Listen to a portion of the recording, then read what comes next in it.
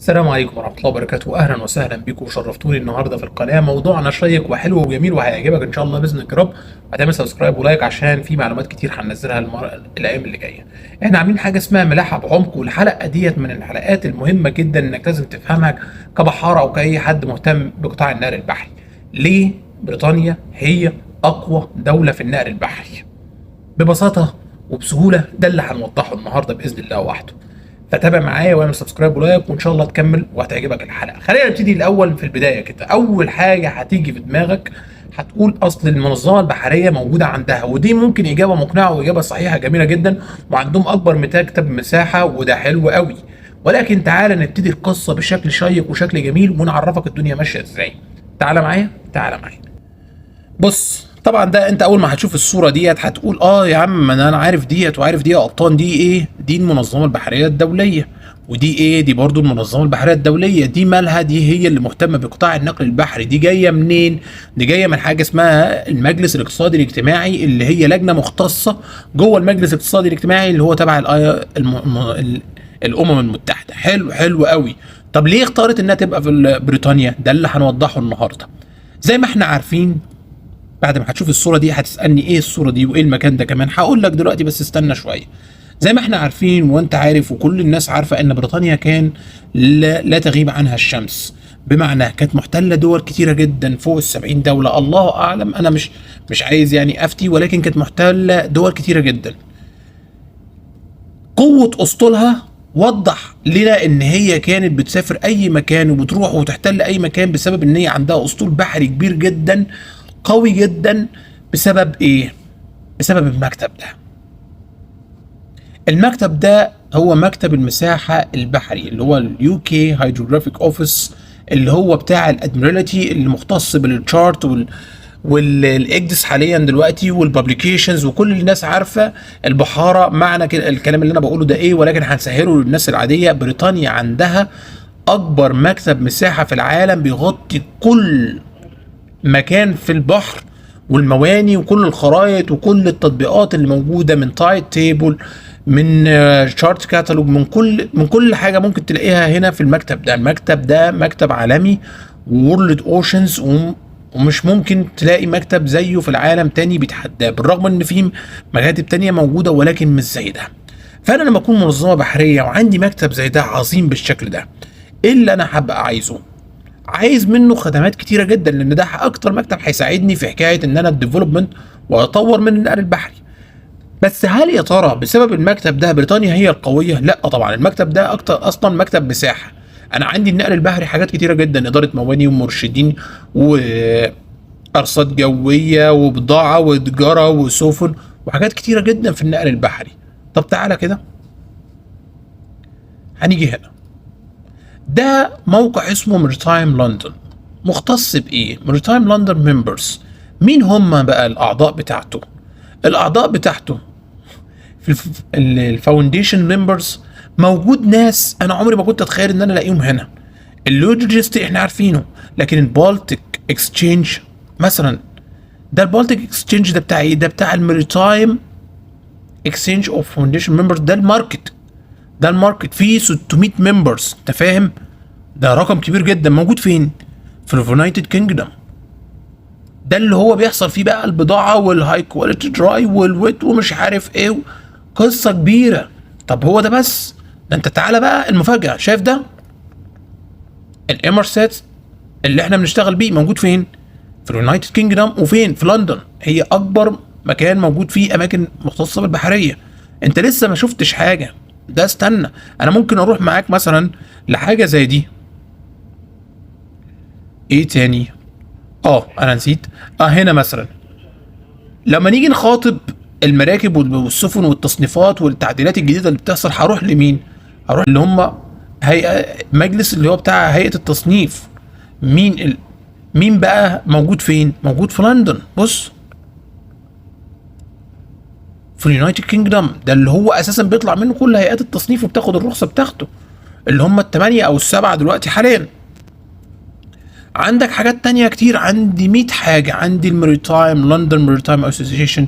عندي 100,000 حاجة. الرايت شيب اللي مدوخانا ومطلعة عينينا موجودة فين؟ موجودة في لندن.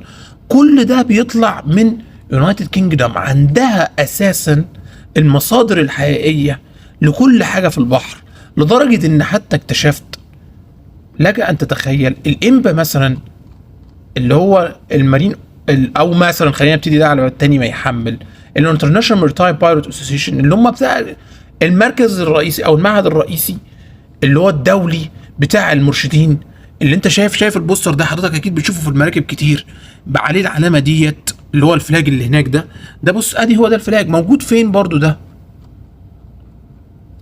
موجود فين حضرتك؟ موجود في لندن. الفكر والتفكير والعقل المدبر للنقل البحري كله في بريطانيا. مفيش حاجه ما بتبقاش موجوده فيه، حتى الاماكن والسنترز الكبيره اللي هي زي الاجدس والحاجات دي موجوده فيه. يعني عندك مثلا البحاره كلهم بيعانوا من حاجه اسمها المارلينز اللي احنا مثلا بنتعب منه، والسيجل تيست والكلام ده كله تبع شركه اسمها اوشن تكنولوجي جروب.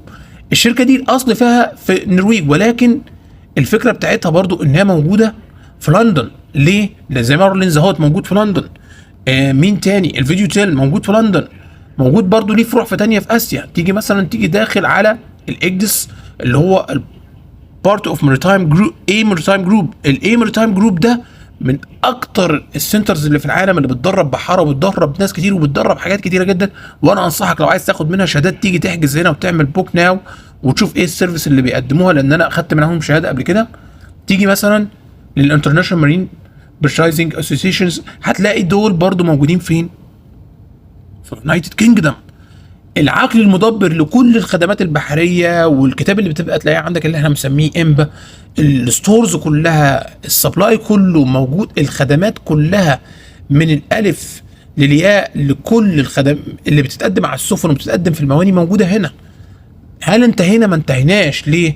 هتيجي مثلا النوتيكال انستيتيوت اللي هو بيطلع افضل كتب بنستخدمها في المكان، اللي هو زي البريدج مانجمنت، تيم مانجمنت، اللي هو ده حضرتك ده هتلاقي موجود عندك ادي علامه النوتيكال انستيتيوت، وفي البريدج تيم ريسورس والليدرشيب.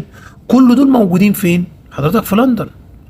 هتروح وتيجي وهتلاقي كل حاجه مختصه بالمكان ده.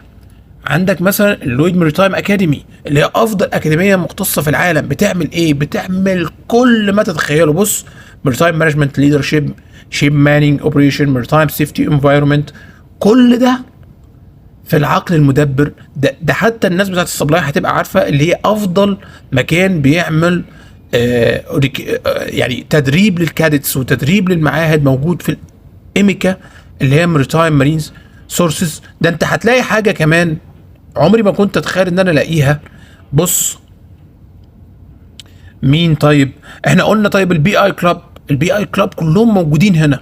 يعني عندك كل مثلا الناس اللي هي مختصه في الحاجات بتاعه البضاعه والشركات والتامين والانشورنس كلهم. ده حتى البول ستار بتاع الرادار وبتاع الاجهزه الملاحيه اللي موجود هنا.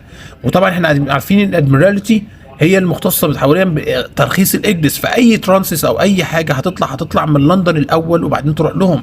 عندك لندن بي اي كلاب والشيب اونرز كلاب اللي هو مشهور جدا جدا في المراكب. هتلاقيه في بص في اكتر من حوالي مثلا مش عارف والله شركات كتيره جدا وكلهم تحت اداره واحد. وفي بقى بريطانيا ديت اللي هي مكان بتاعت الانشورنس برضو، وميلر، وكل الناس موجوده في لندن، وكل الناس دي متجمعه في مكان واحد. وكل الناس دي انت لو قعدنا نروح في الصفحه هنروح كتير جدا. الاوفشور موجود، السبلايات، المواني، الاعتمادات، الاتفاقيات، الكتب، اي حاجه ممكن تتخيلها هتلاقيها في لندن. وهتلاقي حاجات عمرك ما كنت تتوقعها ان هي تبقى موجوده في المكان. باختصار عايز اوصل لك موضوع ان انت هتلاقي لندن هي العقل المدبر للنقل البحري.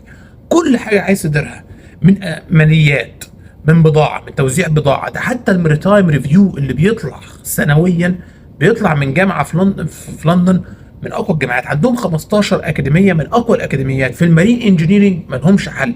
عندهم برضو اسطول صحيح مش كبير قوي، يصل ل 1800 مركب او 1700 مركب مقارنه باليونانيين. هم مش اكبر حاجه، بس عندهم بقى حاجه اسمها تعاون وشارتر كبير جدا. هم اكبر شارتر موجود في العالم من كل النواحي، عندهم معاهد تدريبيه عاليه جدا. فانا كمنظمه بحريه لما الاقي كل الناس دي متجمعه في مكان اسمه لندن، ومتجمعه في مكان اسمه بريطانيا، وبريطانيا هي اللي بتفكر في النقل البحري بطريقه معينه، بتفكر في البضاعه، في المواني، في التدوير، في الارشاد، في السفن، بطريقه التخصصيه والمجال الحقيقي. انا ليه هسيب المكان ده واروح مثلا احط منظمه في مكان تاني؟ فاختيار المكان ده اختيار صائب، اختيار واضح. ده حتى بنما وسويس قناه بيتعاونوا معاهم هم عشان يوفروا لهم حاجه السيميليشنز والحاجات دي كلها، المحاكيات وكل الكلام ده كله عندهم.